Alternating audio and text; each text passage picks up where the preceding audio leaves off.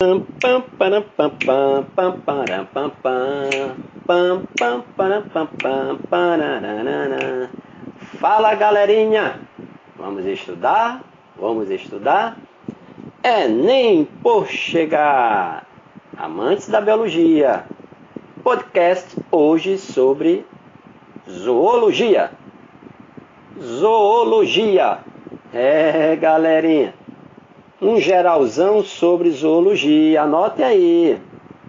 Ouça nossos podcasts. Use material de apoio solicitado previamente ou depois também pelo professor.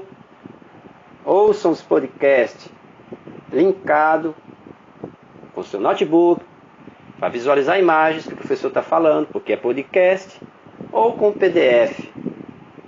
Se for para o busão, leve o podcast do professor, o fone de ouvido e curta a biologia e aprenda de verdade, não esqueça mais, porque tem um detalhe que vocês não sabem. O som entranha pelo ouvido interno e vai armazenar lá no seu cérebro. Quando tu for dormir, o teu cérebro vai, como eu diria, o teu cérebro vai processar o que tu aprendeu durante o dia, independente se for estudar. É assim que acontece. Por isso que é necessário o sono saudável, né? Porque a biologia do cérebro funciona assim. Outra coisa, esquece print. Negócio de print. Anotem, rabisque, façam esqueminhas, resumos. Porque você, fazendo esse tipo de atividade, estudando, atividade com o punho, vamos dizer assim, movimenta o punho, mais áreas do teu cérebro são ativadas. Aí você não deixa seu cérebro preguiçoso. Então, o estudante faz assim. O estudante lê, o estudante escreve, o estudante rabisca, o estudante desenha. Então, galerinha, vamos estudar zoologia. Professor, estudar os animais é meio complicado, porque é muita coisa, é muita diversidade. A gente sabe que nós, os seres vivos, somos muitos. Galerinha, e temos as mais variadas formas e tamanhos. Desde corpos microscópicos, como o ácaro, né? Até corpos gigantescos, como o da baleia azul. Olha aí, que contraponto. Vou do ácaro à baleia azul. Mas são seres vivos, são animais. Alguns com forma e organização e funcionamento de corpo simples. Tem um professor que diz que as esponjas, ela não tem PN. Você sabe o que é PN? Porra nenhuma, a esponja do mar. Por ser tão simples, ela não tem PN. Esse porra nenhuma é que ela não tem sistemas, não tem tecidos verdadeiros, digamos assim, não tem órgãos, entendeu? Agora outros têm estrutura muito complexa, como um mamífero, por exemplo. Agora, apesar dessa grande diversidade, quase todos os animais apresentam uma característica que é muito comum. Uma não, várias. Eles são formados por milhares de células de diversos tipos. Outro aspecto comum aos seres vivos do reino animal é que ele obtém o seu alimento a partir de outros seres vivos. São heterótrofos, eles precisam de outros seres vivos, direta ou indiretamente. Precisam das plantas, dos fotossintetizantes, dos consumidores primários, precisam diretamente dos produtores, né? Os animais também habitam quase todos os sistemas ou ambientes, sistemas biológicos ou ambientes que são conhecidos do nosso planeta. Esses animais, seres vivos, galerinha, eles podem ser encontrados tanto em grandes altitudes, onde o ar é rarefeito, né? Nas montanhas, até em profundezas oceânicas, em regiões que a gente chama de abissais, quase sem luminosidade, fossas marinhas. Você vai lá, tem seres vivos adaptados a viverem ali. A maioria das espécies, galerinha, é capaz de se locomover. Quer dizer, mover o corpo de um lugar para outro, né? Tem espécies que migram quilômetros. Agora, há espécies, ao contraponto, que vivem fixas, né? Em uma fase de sua vida, por exemplo, as esponjas, novamente ao PN, ao porra nenhuma, o porífero ele vive fixo ao substrato. Ele é séssil. Galerinha. Ele é um animal filtrador. A água atravessa o corpo dele. Para que ele vai procurar alimento, nutrientes? Quando a água atravessa o corpo dele, ele filtra o oxigênio dissolvido na água e os nutrientes. Mas, galerinha, os animais, eles são estudados pela zoologia. É o campo da ciência. Esse nome tem de origem greco-latina. Significa zoo, animal. Logia, estudo. De novo, zoo, animal. Logia, estudo. Galerinha, a aula de zoologia começa assim, na sala de aula, né, galerinha? Olha, para facilitar o estudo, gente, é importante classificar esses animais. É uma classificação, vamos dizer, arcaica, mas é necessária. Uma das mais antigas. Uma das formas de fazer essa classificação é você dividir em dois grandes grupos. É o grupo dos vertebrados e o grupo dos invertebrados. Né? Olha, no grupo dos vertebrados estão os animais que, como a gente, seres humanos, possuem coluna vertebral. Já o grupo dos invertebrados, ele é formado por aqueles que não possuem a coluna vertebral. O que é coluna vertebral, professor? Galerinha, coluna vertebral é que te faz locomover aí, ó, ou sentar, né? É um eixo esquelético, galerinha, que é formado por peças, vértebras, né, articuladas entre si. Essas vértebras podem ser ósseas ou cartilaginosas.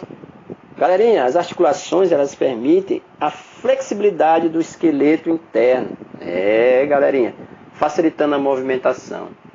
Se eu pensar, por exemplo, no artrópode, ele tem sim um exoesqueleto protetor. Ele tem uma estrutura de sustentação, né? Que é o exoesqueleto. Exoesqueleto. Eu tenho o quê? Você, o ser humano. Nós temos o endoesqueleto.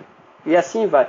Galerinha, os animais, eles são pluricelulares, então eles são eucariontes, né?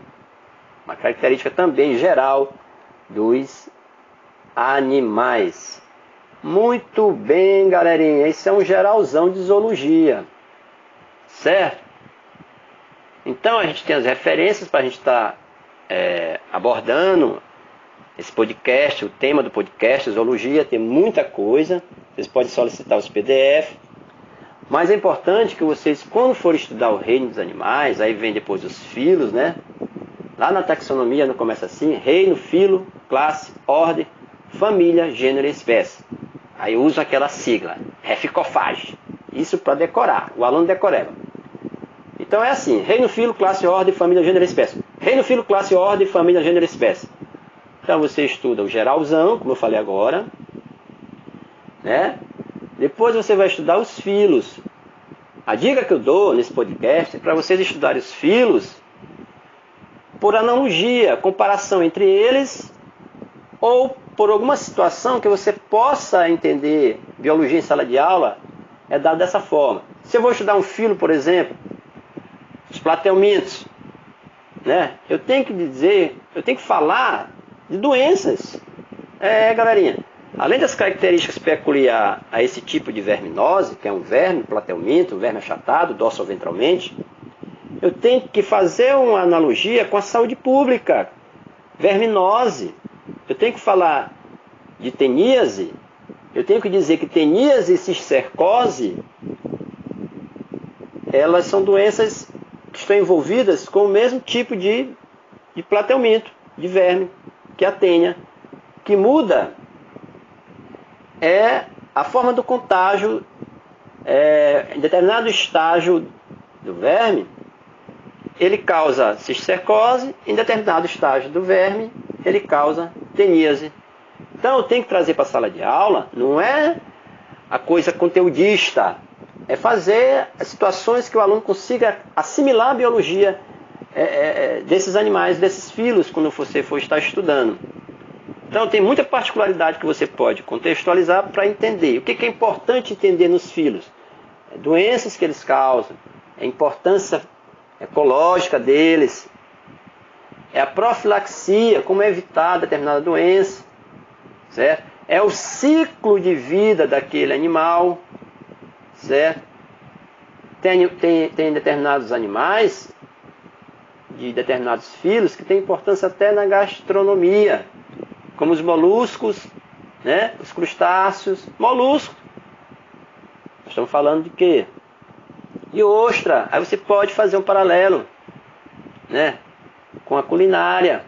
As ostras, que além de tudo também, assim como os poríferos, as ostras, que são molusca, e porífera, que é porífera, que é as esponjas, são animais filtradores. Então tu tem que comparar, fazer analogia entre eles também, entre eles. Quando tu for estudar anelida, os anelidos são quem? Sanguessugas, os principais representantes, e as minhocas. Aí tu tem que falar em agricultura, né? A importância que tem as minhocas na agricultura, que elas revolvem ou removem, elas fazem a aeração do solo, deixando o solo respirar, porque elas promovem verdadeiros túneis no solo e liberam detritos orgânicos através das suas fezes, que se mistura com a matéria orgânica e formam humus. Aí aquele solo que tem a minhoca é um solo fértil. Outra particularidade que você tem que estudar também, além de relacionar importâncias desses animais, algum tipo de importância para o homem, vocês têm que também falar principalmente também de doenças, de vetores.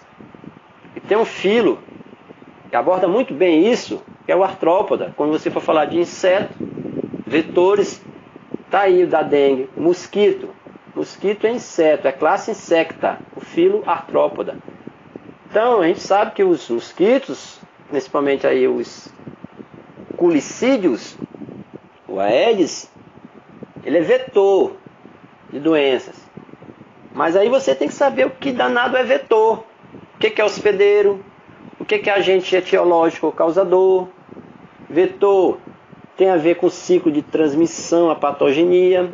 Nem todas as vezes vetor é um mosquito. Por exemplo, se eu pegar... Agora eu vou fazer uma analogia, uma comparação. Artrópode eu estou com mosquito, vetor. Aí eu vou para plateumintos. Eu estou com verme. E o verme é o agente causador. Lá no artrópoda eu tenho vetor, que é o mosquito. Mas qual seria o agente causador? Vamos colocar a doença. Por exemplo, eu tenho dengue em artrópoda, porque eu tenho mosquito, que é da classe insecta, que é vetor, que é o Aedes aegypti, que é a pronúncia correta, Aedes aegypti.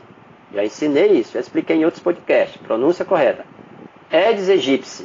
Então, Aedes aegypti é vetor, é mosquito, é da classe insecta, é do filo artrópoda, certo? Mas o agente causador da dengue, que é a doença, ou etiológico, agente causador etiológico, é micro-organismo, é vírus. Voltando lá para os plateumintos, que é o filo, a classe cestoda, que eu estou falando de tênia, de vermes. Então a tênia, ou verme, tênia sólio e a tênia saginata, são os agentes causadores. Então aqui não é micro-organismo. E o vetor, professor, da teníase e da cisticercose, que são as duas doenças relacionadas ao verme tênia, é o alimento contaminado, a carne de porco contaminada. Você adquire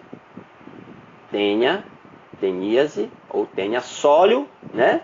Que é o nome do verme, da tênia, que causa a teníase, que é a verminose, por ingestão da carne de porco contaminada. Tênia sólio. E a teníase pela ingestão da carne de boi contaminada, se adquire pela tênia saginata, que é o verme, e a teníase. Certo? Isso é vetor também e transmissão, patogenia. Beleza? Tem agente causador numa doença e tem o vetor. Agora, quando eu faço a diferença, o que é cisticercose? Ainda tem plateumintos agora, continuando plateumintos. E teníase tem diferença.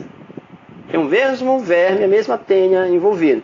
Agora é interessante que vocês anotem aí, rabisquem, nesse geralzão de zoologia, que a cisticercose geralmente pela tênia sólio, Gelatina saginata do boi é mais rara. Anotem aí.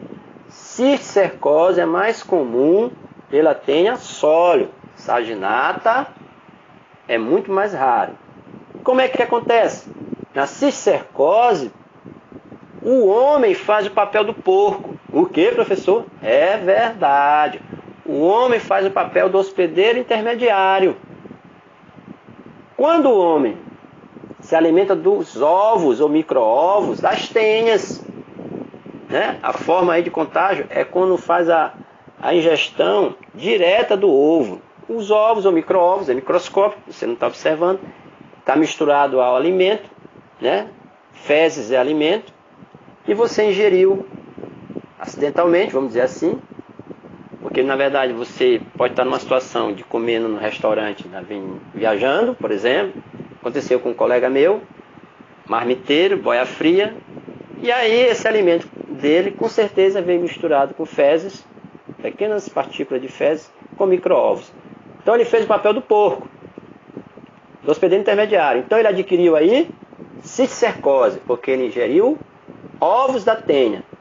Agora, quando você ingere carne contaminada com a larva encistada na carne, que a gente chama de músculo, carne de porco ou de boi, forma um cisto, os veterinários chamam ele de pipoquinha. Por isso que tem que fazer a vigilância sanitária, a inspeção, serviço de inspeção federal, o veterinário vai lá e detecta a carcaça e elimina se tiver contaminada com cisticerco, que é a larva que fica impregnada na carne, no músculo, chama de pipoquinha. Quando ele ingere essa carne, ele vai adquirir, não cisticercose, ele adquire teníase, nesse caso. E o verme vai se alojar lá no intestino delgado dessa pessoa que se contaminou. Ele pode ficar ali e começar a surgir nos primeiros 15 dias, né? Agora, o cisticerco, a cisticercose, chamada de lombriga do cérebro, né? Nome popular, e a teníase é chamada de solitária, né? A cisticercose ela pode viver com a pessoa até 1 ano, sem a pessoa saber. Aí quando já vai saber tardiamente, muitas das vezes, você já está com uma complicação nervosa que atinge o sistema nervoso central, a cisticercose. Então muita calma nessa hora, na profilaxia, de estudar esse tipo de filo, porque tem que ter a vigilância sanitária, serviço de inspeção federal, né? Saber a procedência da carne que você está comendo, né? Então, é bom estudar a profilaxia quando for estudar esses filos, beleza? Além da importância ecológica. Olha, quando tu vai estudar, por exemplo, porífera, além daquelas características, daquelas células especiais que eu chamo a atenção para ser estudada também, os poríferos ou espongiários, tem que chamar a atenção para essas células. Já que ele não tem PN, vou estudar menos as células deles, as células especiais desses animais. É, porque é um animal. Eles têm células chamadas de amebócitos, coanócitos, porócitos, beleza? Principalmente os coanócitos, porque quando tu for estudar o Cnidaria, antigos celenterados, você vai ter lá outro tipo de célula, que são os cnidócitos. Aí você relaciona Filocnidaria, cnidócitos com banistas, praia, causa queimadura. Olha aí como relaciona a biologia, para entender. Já os coanócitos dos poríferos, essas células especiais, se relaciona com animais filtradores. Uma importância ecológica dos poríferos, porque eles são excelentes indicadores de poluição. Por quê? Ora, porque eles filtram a água. E se filtrar a contaminação, as esponjas aparecem mortas na praia. Na praia, você mergulha no mar. Se você mergulhar na praia, tem gente que diz que banha na praia. Mergulha na praia, então vai quebrar a cabeça, vai bater naquela faixa de areia. Então, se aparecer esponjas, assim também como molúsculos, ostras mortas na praia, é indicativo de poluição. Então, as esponjas têm essa importância como indicadores de poluição ambiental. Então é assim que se estuda, comparando, fazendo analogias. E chamar atenção para algumas estruturas que vocês devem saber. No caso, as esponjas, as células especiais. Saber que os coanócitos são células que filtram a água. Além disso, os coanócitos absorvem o oxigênio dissolvido na água e retêm nutrientes ali para esse animal se alimentar. Certo? Muito bem. Também dê uma olhada, estude reprodução assexuada e sexuada. Muitos desses filhos têm dois tipos de reprodução. Sexuada e assexuada. É interessante também chamar atenção. Reprodução também, no caso dos plateumintos. Saber o que é monóico, o que é dioico. Monóico é o mesmo que hermafrodita. No caso da tênia lá, ela é hermafrodita. Por que, professor, hermafrodita? Porque ela faz a autofecundação. Beleza? Ou não? A autofecundação. Porque tem hermafrodita que faz fecundação cruzada. É, galerinha, como as minhocas. A minhoca precisa de quem? De uma outra minhoca para fazer a fecundação cruzada. A troca de gametas. Elas não copulam, mas elas trocam gametas quando elas se entrelaçam, se esfregam umas nas outras. E as tênias, no caso dos plateumintos, a autofecundação, não é fecundação cruzada. Então a tênia não precisa de uma outra tênia, a minhoca precisa. Uma vez as tênias ficam gravídicas, significa dizer que ela está cheia de proglótis. Aí chama atenção para a estrutura, porque são animais que têm o corpo segmentado, as tênias. Cada segmento daquele é uma proglote. E quando ela está gravídica, fecundada, cada proglote daquela tem milhares de ovos que são liberados junto com as fezes. Então, é isso que você tem que chamar atenção quando você está dando aula de zoologia. É muita informação. Certo? Muito bem, galerinha. Quando você vai estudar equinodermas, por exemplo, nesse geralzão de zoologia, que eu estou falando para vocês só para dar uma orientação do que estudar, mais ou menos. Eu falei muita coisa aí, anotaram? Quando você está estudando equinodermatas, tem que chamar atenção para o sistema bulacrário ou hidrovascular, por onde a água penetra e sai. Chamar atenção para a simetria desses animais, do corpo, o plano arquitetônico do corpo. Saber que lá tem uma região oral e aboral, né? Oral e aboral. Oral está situada a boca. E aboral seria a parte que não tem a boca do animal. Seria dorsal e ventral. Saber que os equinodermatas, assim como os cordados, são os únicos deuterostômios. É interessante saber. O que é deuterostômios e protostômios? Aí você vai buscar lá em desenvolvimento embrionário, na parte de gastrulação. Quando o arquêntero é formado, existe uma abertura chamada de blastóporo. O arquêntero é o intestino primitivo. Aí o aluno tem que ter a base, né? Tem que ter estudado tudo. Biologia é uma escadinha.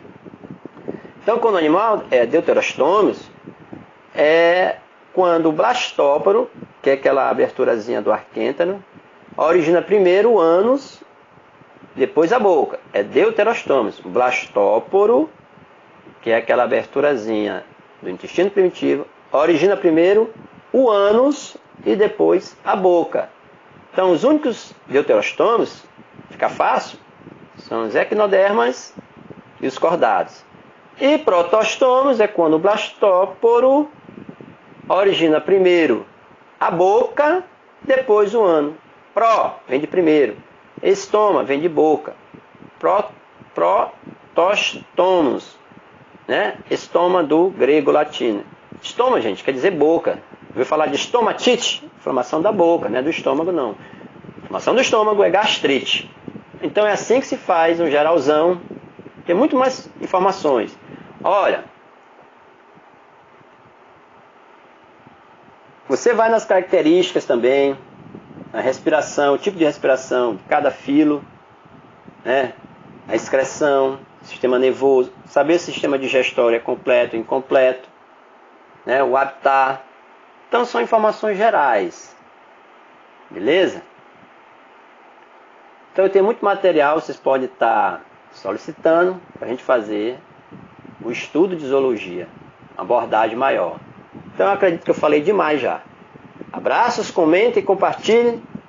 E vibra a biologia! Enem, Enem, Enem! Eu vou passar. Medicina. Vamos ser biólogo, não é melhor não? Comente, abraço.